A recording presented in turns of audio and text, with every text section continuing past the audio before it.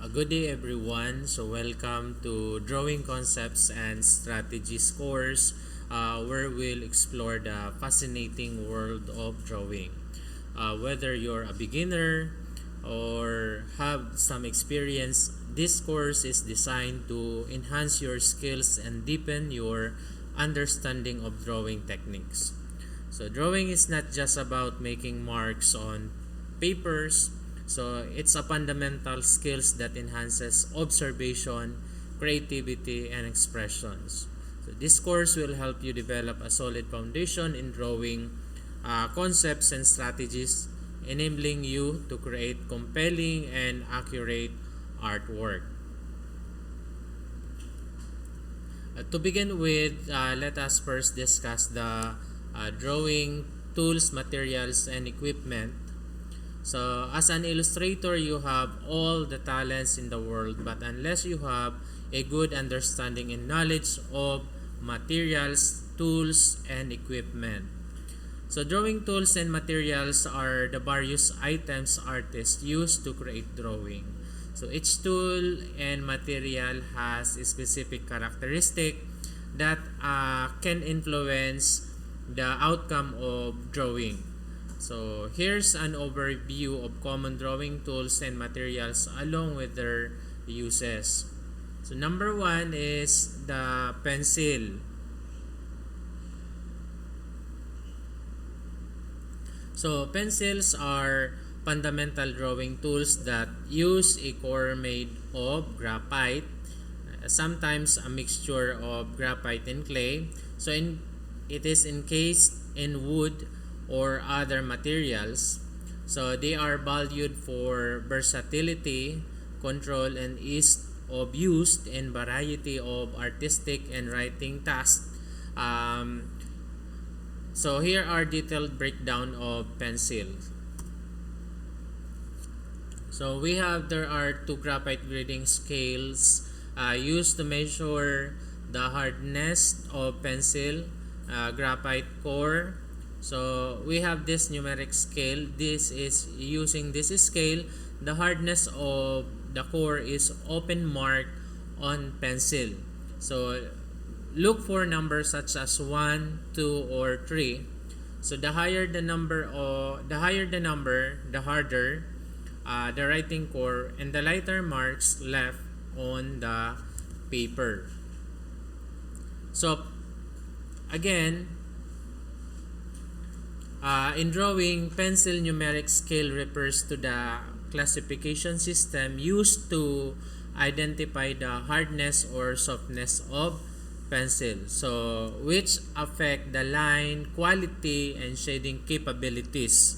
So this scales is essential for artists, illustrators, and designers to choose the right pencil for their work. So the graphite scale, most pencil manufacturers outside the US use this scale using the letter H to indicate the hard pencil.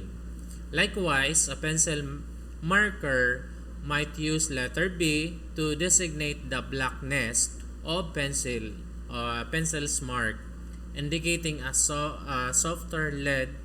So the larger the number in front of H, the harder the lead core, the lighter the color. So the bigger the number in the front of B, the softer the lead core and darker the color. So in this scale, 9H is the hardest, and HB, the HB corresponds to medium, and the 9B is the softest. So again, may I repeat? So in this scale, 9H is the hardest, and HB corresponds to the medium, and the 9B is the softest. So there are types of pencil.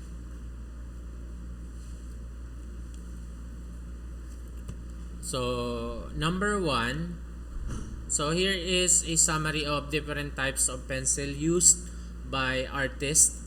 So letter A, graphite pencil. Letter B is the charcoal. Letter C is the colored pencil. Letter D is the mechanical pencil.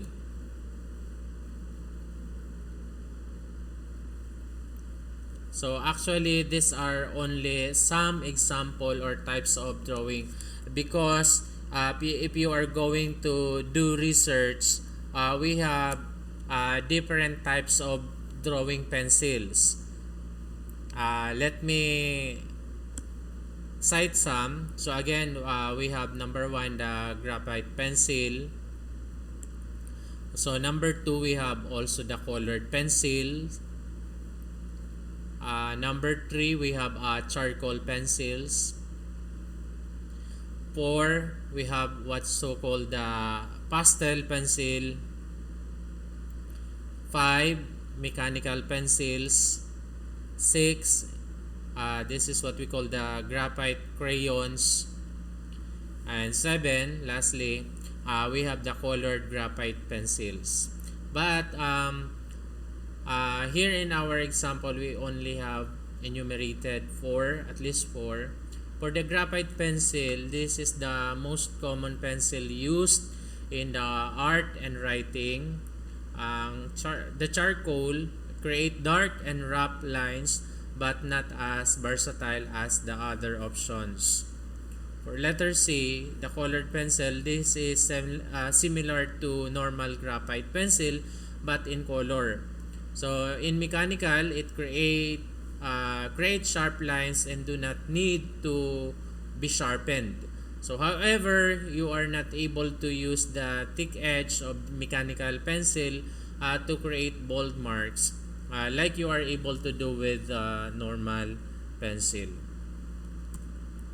So these are the example of the graphite pencil. And here is the charcoal, and here is the colored pencil, and this one is the mechanical pencil.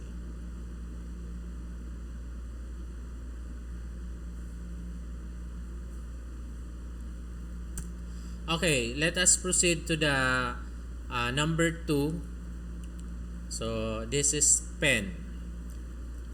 What is pen? So pen, in drawing, pen is a tool used to create lines and marks on paper, so other surfaces. So unlike pencils, which rely on graphite or colored core, pens use ink or other liquid mediums to produce their marks. So there are various types of pens, so each offering different qualities and effect. So next is number 3, drawing table. So what is drawing table? This is as you can see in the picture, this is an example of drafting table or architect's table. So in drawing table,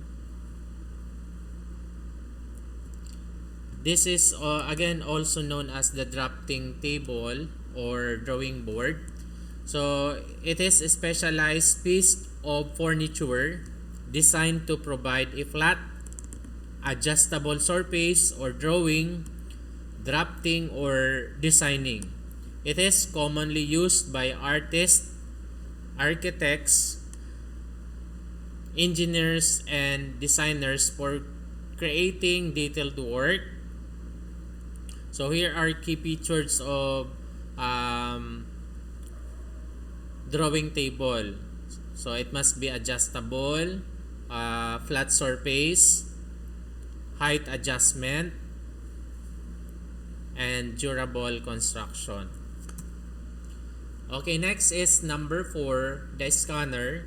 Scanner is an input device that scan documents such as photographs and pages of text.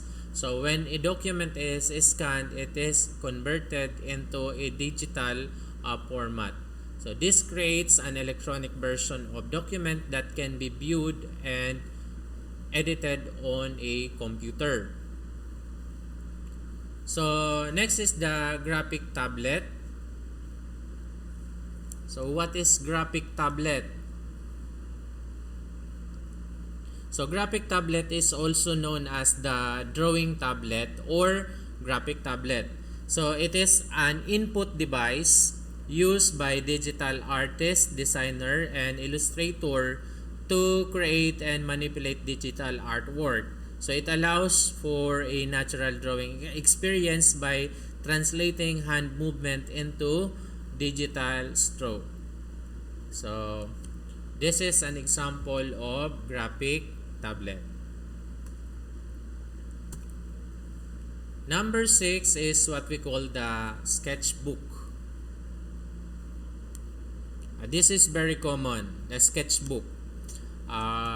Sketchbook is a book or pad of paper specifically designed for sketching, drawing, and sometimes painting. So it serves as personal space for artists, designer, and hobbyists to practice their craft, record and ideas, and develop their artistic skills. Okay, number 7, we have the eraser.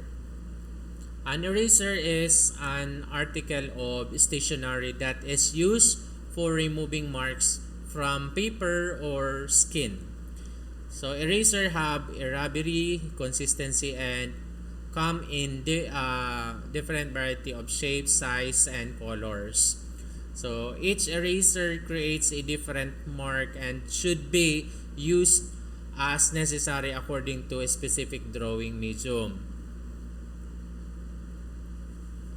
So eraser is tool used to remove or correct pencil or graphite mark from paper. You can use this eraser gently to remove unnecessary portions of your artwork. So it is essential for artists, students, and professionals who need to make adjustment or clean up their work. So again, eraser come in various types and each designed for specific tasks and materials. So there are types of erasers. So here are few recommended erasers. So number 1, rubber eraser. 2, kneaded eraser. 3, gum eraser. 4, we have the vinyl or plastic.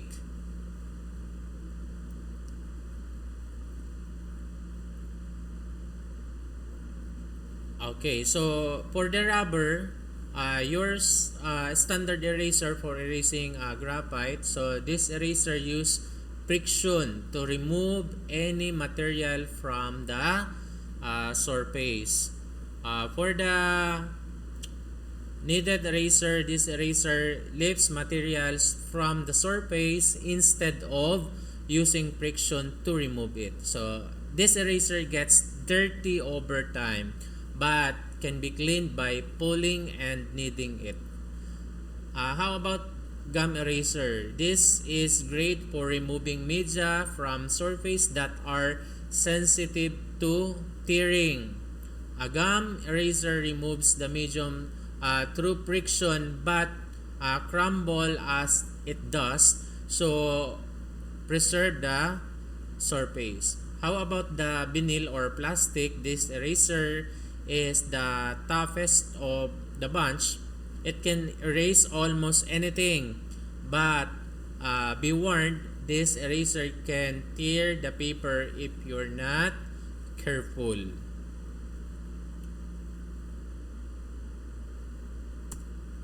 So here are a few recommended erasers.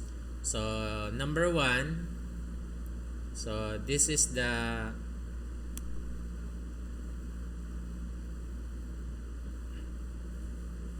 ayan.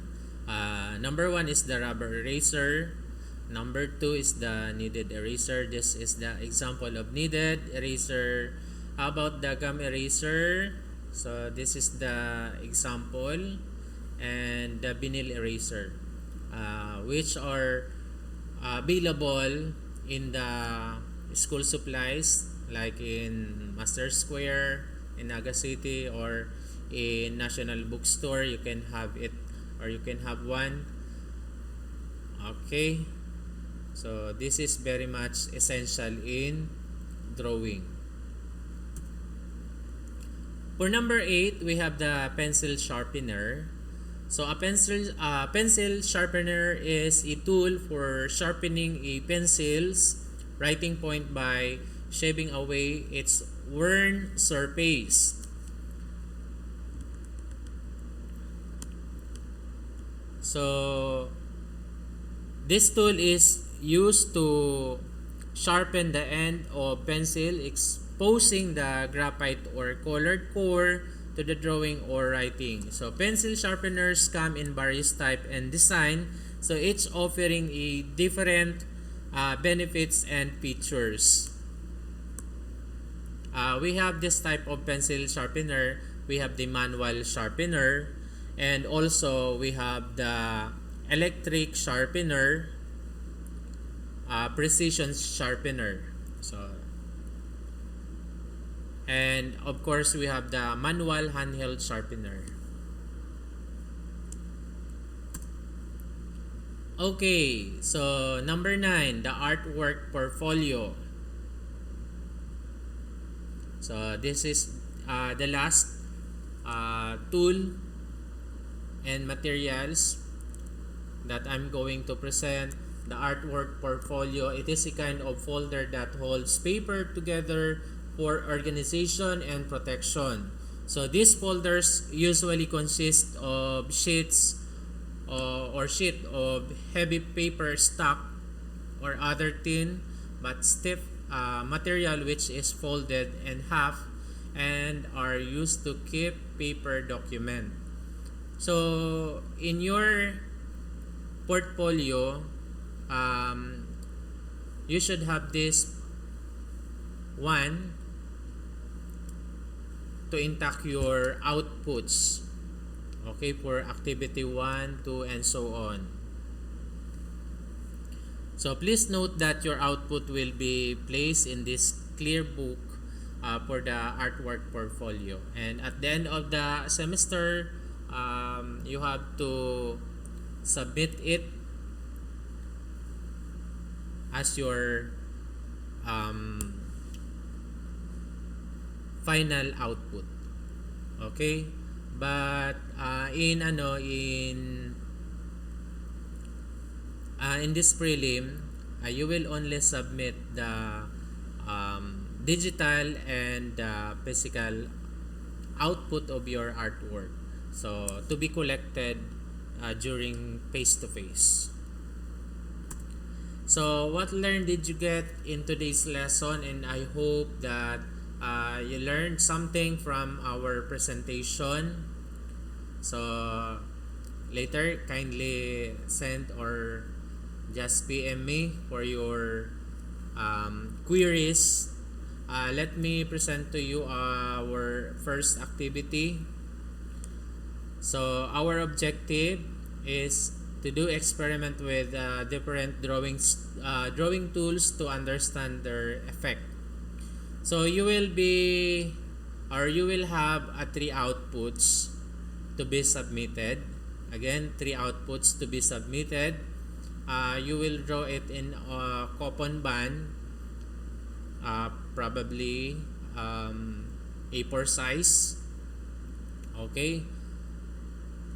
Output 1, this is the pencil sample. So draw a series of line shapes and texture using pencil grade, any pencil grade from 2H, HB, 2B, 4B on different types of paper. Focus on how the hardness or softness of the pencil affect line quality and shading. For output number 2, charcoal sample, so you're going to use compressed charcoal to create bold, dark marks and bind charcoal for softer lighter marks, and experiment with blending charcoal and using different pressure level. For output number 3, erasers and blending, practice using kneaded and rubber erasers to leave out highlights and correct mistakes. So use blending stamp to smooth out and blend pencil or charcoal mark. So again, output 1 will be pencil sample in a piece of paper or in a coupon band. Another one, output number 2, another coupon band or band paper, sample of charcoal. And output number 3, another coupon band, eraser, and blending. So, paper setup, create section on single sheet of paper or use multiple sheet to organize your sample. Focus area, line quality, hard versus soft, light versus dark. So, for the texture, smooth versus rough. So, blending eraser or erasing techniques. So, that's it. Thank you so much. By the way, submission is via G-Class for digital output and physical drawing output. Or for the date, see your G-Class for the timeline. Or set date and time. So thank you so much. That's it. Have a good day and God bless.